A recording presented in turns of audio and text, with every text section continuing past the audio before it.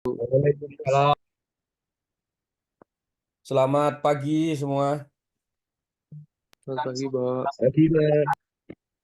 Oke, sambil menunggu yang lain, kita akan melanjutkan pertemuan perkuliahan kita pada pagi hari ini mengenai tentang hukum acara di Mahkamah Konstitusi ya. Yang hari ini yang akan kita diskusikan adalah tentang hukum acara pembubaran partai politik. Jadi salah satu kewenangan Mahkamah Konstitusi sebagaimana diatur dalam pasal 24 Undang-Undang Dasar dan Undang-Undang Mahkamah Konstitusi yaitu memutus pembubaran partai politik. Nah, bagaimana ketentuan prosedur, kemudian tata cara beracara dalam pembubaran partai politik, ya ini diatur di dalam Peraturan Mahkamah Konstitusi Nomor 12 Tahun 2008 tentang prosedur beracara dalam pembubaran partai politik. Sebelum kita melanjutkan, perlu kita ketahui bahwa kewenangan ini di Mahkamah Konstitusi sejak mulai Mahkamah Konstitusi itu berdiri sampai saat ini kurang lebih 22 tahun Mahkamah Konstitusi berdiri ya. Mahkamah Konstitusi sama sekali atau belum pernah menyidangkan perkara pembubaran partai politik. Jadi sejak Mahkamah Konstitusi berdiri sampai saat ini belum ada permohonan masuk ke Mahkamah Konstitusi berkaitan dengan perkara permohonan pembubaran partai politik di Indonesia. Hal ini juga yang kemudian mungkin menjadikan kenapa peraturan Mahkamah Konstitusi ini khusus untuk PMK nomor 12 tahun 2008 tentang pembubaran partai politik ini belum pernah direvisi ya. Jadi sejak pertama kali dibuat dan ditandatangani oleh Profesor Jimli Asidiki sebagai Ketua MK pada saat itu tahun 2008, memang sampai saat ini belum pernah ada perubahan peraturan ini, mengingat juga belum pernah ada perkara yang masuk. Nah, meskipun nanti kita akan lihat ada beberapa hal yang mungkin menarik untuk didiskusikan ya dari akibat hukum ketika partai politik itu dibubarkan atau permohonan pembubaran partai politik ini dikabulkan oleh MK, Mahkamah Konstitusi, apa akibat hukumnya dan kemudian bagaimana tindak lanjutnya. Nah, ini nanti kita menarik untuk didiskusikan sebenarnya dan kita akan lihat bagaimana apakah regulasi atau ketentuan atau pengaturan mengenai tentang akibat hukum pembubaran partai politik di Indonesia ini sudah diatur secara komprehensif atau belum, ataukah masih ada beberapa vakum of norm atau kekosongan hukum dari tindak lanjut akibat hukum pembubaran partai politik ini. Tetapi sebelum masuk ke situ, kita mulai dulu dari awal ya. Sebenarnya pada dasarnya hukum acara di MK itu sama, hanya saja dari beberapa perkara sesuai dengan kewenangan MK itu memiliki karakteristik dan juga prosedur yang eh, sedikit berbeda ya, utamanya mengenai tentang para pihak, kemudian jangka waktu berapa hari harus segera diputus oleh majelis hakim, kemudian objek sengketa dan seterusnya. Itu sebenarnya yang membedakan dari hukum acara yang kemarin sudah kita diskusikan, baik itu hukum acara perselisihan hasil pemilu, Pilpres maupun pemilu DPR, DPD, maupun sengketa hasil pemilu atau perselisihan hasil pemilu untuk pemilihan kepala daerah. Kemudian hukum acara pengujian undang-undang terhadap Undang-Undang Dasar atau PUU, Judicial Review yang sudah kita pelajari, tentu itu semua yang membedakan adalah tentang para pihak, objek sengketa, kemudian eh, waktu, tenggang waktu baik itu tenggang waktu, ketentuan kapan harus diajukan dan kapan majelis hakim harus memberikan keputusan atau putusan sejak perkara itu sudah terregistrasi di buku register perkara di Mahkamah Konstitusi. Nah, hari ini kita akan mendiskusikan mengenai tentang bagaimana prosedur tata beracara dalam pembubaran partai politik di Mahkamah Konstitusi ya.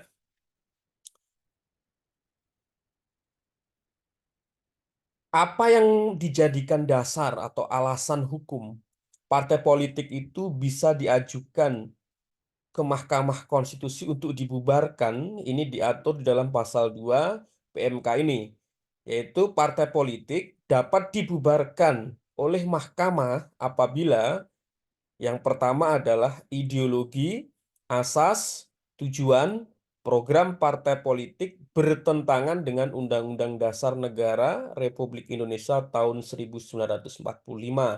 Yang kedua, kegiatan partai politik bertentangan dengan Undang-Undang Dasar atau akibat yang ditimbulkannya bertentangan dengan Undang-Undang Dasar.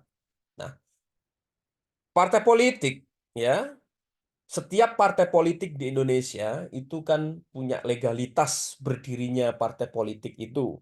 Ketika partai politik itu disahkan ya sebagai sebuah lembaga yang disebut partai politik, tentu dia memiliki badan hukum. Di dalam badan hukum itu juga di dalamnya terdapat peraturan internal partai politik atau konstitusi partai politik itu sendiri yang disebut dengan anggaran dasar dan anggaran rumah tangga partai politik.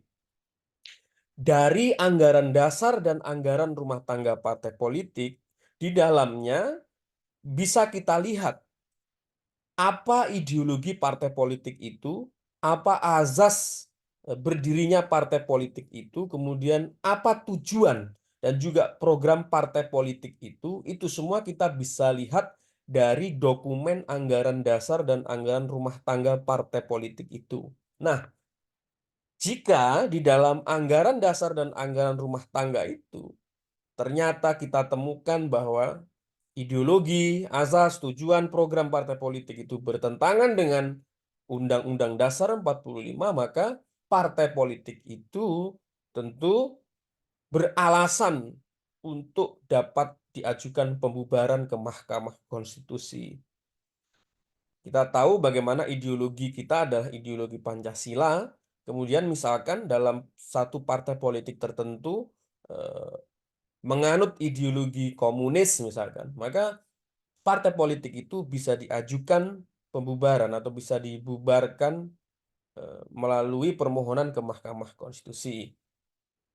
Yang kedua, kegiatan partai politik bertentangan, kegiatannya atau akibat yang ditimbulkan. Artinya, kalau kegiatan ini berarti tindakan real dari kegiatan partai politik itu dalam pelaksanaan program-program partai politik di dalam masyarakat.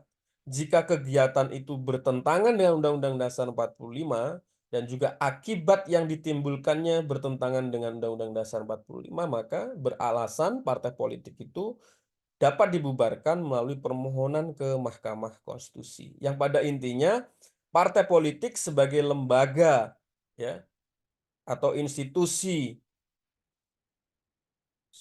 sebagai pilar demokrasi ya, di negara kita, negara demokratis, maka ideologi, asas, tujuan, program, kemudian kegiatan partai politik itu sama sekali tidak boleh bertentangan dengan Undang-Undang Dasar 45. Undang-Undang Dasar di dalamnya ada Pancasila di dalam preambul dan dalam ketentuan batang tubuh dari Undang-Undang Dasar 45 itu sendiri. Nah, ini adalah alasan hukum, alasan pembubaran partai politik atau alasan hukum yang dapat dijadikan alasan permohonan partai politik itu dapat dibubarkan. Harapan utama dari mekanisme pembubaran partai politik ini itu juga berangkat dari satu peristiwa sejarah kelam kita ya, bagaimana peristiwa gerakan penumpasan Partai Komunis Indonesia, partai yang berideologi komunis di Indonesia. Karena pada saat itu belum ada mekanisme pembubaran partai politik, maka partai komunis pada saat itu upaya pembubaran dari negaranya harus dilakukan dengan upaya-upaya melalui upaya-upaya kekerasan, upaya-upaya gerakan-gerakan apa namanya pembubaran yang sifatnya merugikan hak-hak asasi warga negara. Kita tahu peristiwa tahun 65, baik itu dimulai dari peristiwa kudeta maupun gerakan penumpasan partai politik berhaluan komunis saat itu mengakibatkan eh, peristiwa yang memilukan, yang memakan banyak korban nyawa, orang-orang yang tidak tahu apa-apa, kemudian menjadi korban ya, dari pemerintah pada saat itu dalam rangka membumi hanguskan partai politik komunis PKI saat itu beserta underbonya, beserta anggotanya, dan beserta orang-orang yang memiliki keterikatan dengan partai komunis pada saat itu. Nah, sejarah kelam itu tidak boleh terulang lagi di Indonesia yang menerapkan hukum sebagai panglima tertinggi atau Indonesia sebagai negara hukum sekaligus sebagai negara demokrasi, maka tindakan apapun oleh negara, pemerintah harus melalui mekanisme hukum, harus melalui satu keputusan hukum. Oleh karena itu, mekanisme pembubaran partai politik tidak lagi dilakukan melalui mekanisme penumpasan, pemberontakan, atau pemusnahan, ya, tetapi melalui mekanisme hukum, yaitu melalui permohonan pembubaran partai politik di Mahkamah Konstitusi. Itu salah satu alasan ya yang melatar belakangi kenapa harus ada hukum acara pembubaran partai politik yang dinilai bertentangan dengan Undang-Undang Dasar 45. Selanjutnya, siapa pemohon dan pihak termohon dari perkara permohonan pembubaran partai politik ini?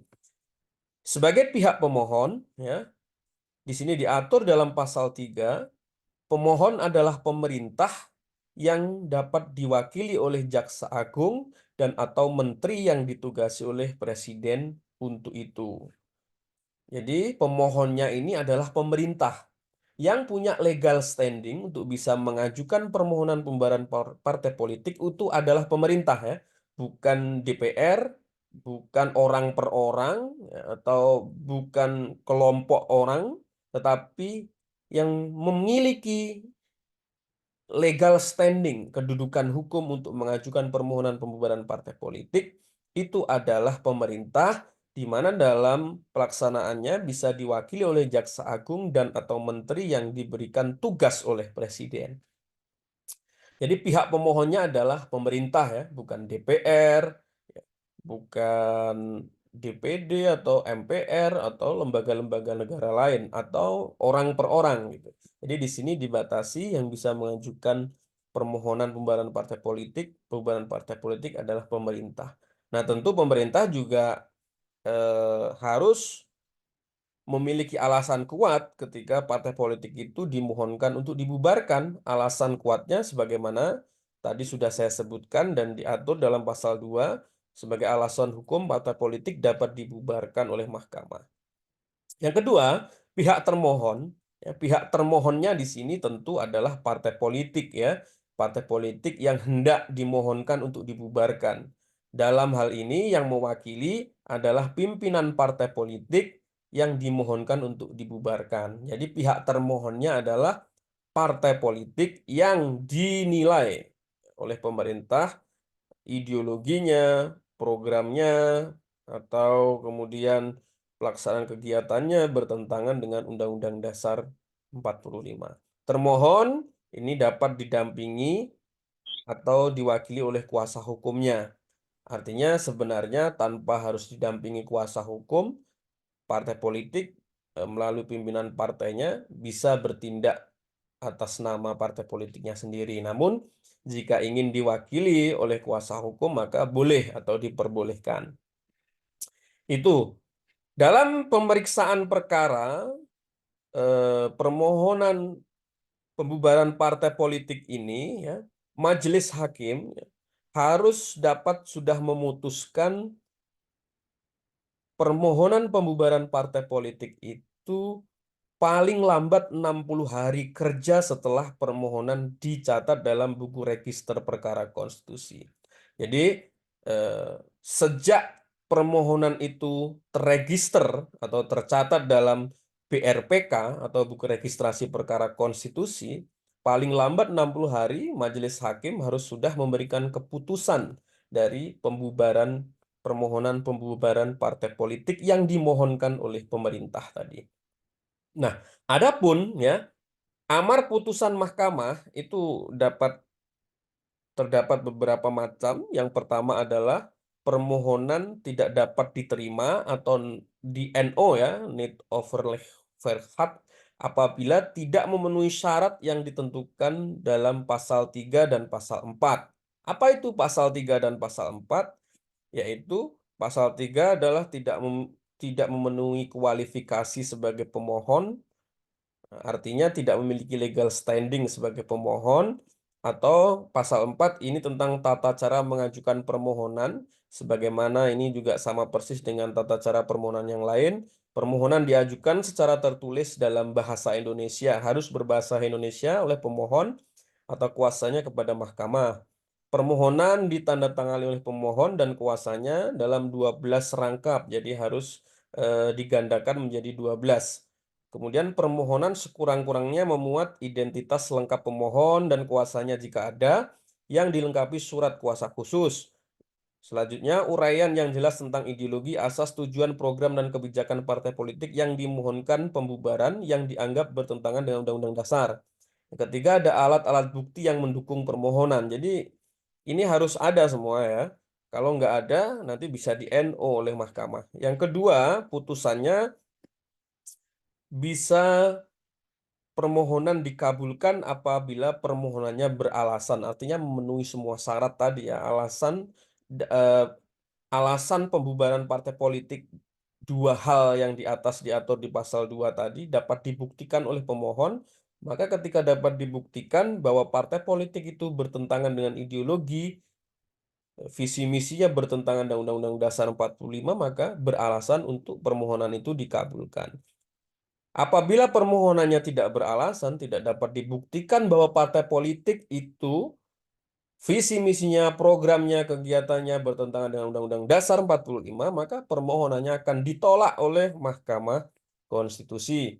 Nah, selanjutnya ini yang sempat saya singgung di awal tadi mengenai tentang akibat hukum ketika satu permohonan pembubaran partai politik itu dikabulkan oleh mahkamah. Yang pertama, dalam hal permohonan dikabulkan oleh Mahkamah Konstitusi, maka amar putusannya sebagai berikut ini ya, diatur di pasal 10 ayat 1, yaitu A. Mengabulkan permohonan pemohon. Kedua, menyatakan, membubarkan, dan membatalkan status badan hukum partai politik yang dimohonkan pembubaran. Kemudian, memerintahkan kepada pemerintah untuk, satu, menghapuskan partai politik yang dibubarkan dalam daftar pada pemerintah paling lambat dalam jangka waktu 7 hari kerja sejak putusan mahkamah diterima. Yang kedua, mengumumkan putusan mahkamah dalam Berita Negara Republik Indonesia paling lambat 14 hari sejak putusan diterima. Di ayat 2 ya, dikatakan, diatur terhadap akibat hukum. Akibat hukum putusan mahkamah yang mengabulkan permohonan sebagaimana dimaksud pada ayat 1 antara lain sebagai berikut ini. Yang pertama, ketika partai politik dikabulkan permohonan pembubarannya, maka partai politik itu dilarang ya, atau pelarangan hak hidup partai politik dan penggunaan simbol-simbol partai tersebut di seluruh Indonesia. Jadi kalau partai politik itu sudah dinyatakan dibubarkan, ya, maka partai politik itu dilarang lagi hidup di Indonesia, dilarang lagi menggunakan ada simbol-simbol partai di negara Indonesia. Yang kedua, jika partai politik itu permohonan pembubarannya dikabulkan oleh Mahkamah Konstitusi, maka ada akibat hukum yang kedua, yaitu pemberhentian seluruh anggota Dewan Perwakilan Rakyat dan Dewan Perwakilan Rakyat Daerah yang berasal dari partai politik yang dibubarkan. Jadi misalkan partai politik yang diajukan permohonan pembubaran ke MK ini adalah partai politik yang memiliki anggota DPR, baik itu di DPR RI, DPRD provinsi, kabupaten, kota, maka ketika partai itu dinyatakan dibubarkan, maka seluruh anggota DPR juga harus diberhentikan. Ini menarik ini. Ketika partai politik ini dibubarkan, maka semua anggota DPR yang berasal dari partai politik tersebut harus diberhentikan. Lalu, pertanyaan selanjutnya, bagaimana pengisian kekosongan kursi ya, anggota DPR, baik itu DPR RI, DPRD provinsi, kabupaten, kota, yang ditinggalkan oleh anggota DPR tadi yang berasal dari partai politik yang dibubarkan tadi? Berarti kan ada kekosongan sejumlah kursi anggota DPR sebagai akibat hukum dari partai politik yang memiliki kursi di parlemen itu dibubarkan oleh MK. Oleh karena itu, mestinya ini harus ada aturan turunannya, aturan tindak lanjutnya. Bagaimana mekanisme pengisian anggota DPR, kursi anggota DPR yang ditinggalkan oleh anggota DPR karena partainya diberhentikan tadi. Nah, ini menarik untuk kemudian diteliti ya, bagaimana aspek yuridisnya. Kalau aspek prakteknya mungkin belum pernah terjadi ya, aspek empirisnya memang belum pernah terjadi ini di Indonesia, tapi menarik untuk dijadikan penelitian, skripsi atau jurnal atau yang lainnya, untuk kemudian meneliti bagaimana tindak lanjut ya untuk mengisi kekosongan kursi DPR ya, di tengah masa jabatan itu ketika ditinggalkan oleh anggota DPR yang partai politiknya dibubarkan. Bagaimana itu seharusnya pengaturannya ke depan gitu. Karena ini saya lihat masih ada vacuum of norm atau kekosongan hukum dari pengaturan pengisian jabatan kursi DPR yang ditinggalkan oleh anggota DPR karena partai politiknya dibubarkan. Ini menarik untuk diteliti ya. Apakah kemudian nanti akan diisi oleh partai-partai yang lain yang dibagi rata atau seperti apa gitu. Nah, ini menarik untuk diformulasikan ke depan. Selanjutnya, akibat hukum dari pembubaran partai politik itu adalah pelarangan terhadap mantan pengurus partai politik yang dibubarkan untuk melakukan kegiatan partai politik. Jadi, mantan pengurus partai tidak boleh lagi beraktivitas atau melakukan kegiatan politik di Indonesia. Nah, ini juga masih memerlukan banyak penafsiran dalam implementasinya ya ketentuan ini. Berapa lama misalkan mantan pengurus partai politik yang dibubarkan itu tidak boleh melakukan kegiatan politik, pertanyaannya seperti itu. Jadi berapa lama itu? Nah, ini belum diatur juga. Berapa lama mestinya ketentuan mantan pengurus partai politik yang dibubarkan tidak boleh melakukan kegiatan politiknya. Nah, karena kalau kemudian hak politiknya ini dicabut seterusnya, tentu hal ini menjadi menarik apakah bertentangan dengan hak asasi manusia mengenai tentang hak sipil dan hak politik dari warga negara itu. Nah, ini menarik juga untuk diteliti dan dijadikan bahan untuk menulis jurnal atau skripsi. Yang terakhir, akibat hukum dari pembubaran partai politik itu adalah pengambil alian oleh negara atas kekayaan partai politik yang dibubarkan. Jadi, kekayaan yang dimiliki oleh partai politik yang dibubarkan tersebut, nanti kekayaan itu akan diambil alih oleh negara sebagai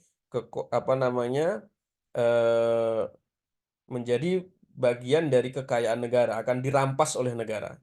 Itu ya. Jadi itu adalah beberapa ketentuan penting di dalam hukum acara atau prosedur pembubaran partai politik. Mengenai tentang mekanisme persidangannya tidak jauh berbeda dengan persidangan-persidangan di MK yang lain, hanya aspek-aspek itu tadi yang penting perlu untuk saya sampaikan dan sebagai bahan diskusi pada eh, siang hari ini.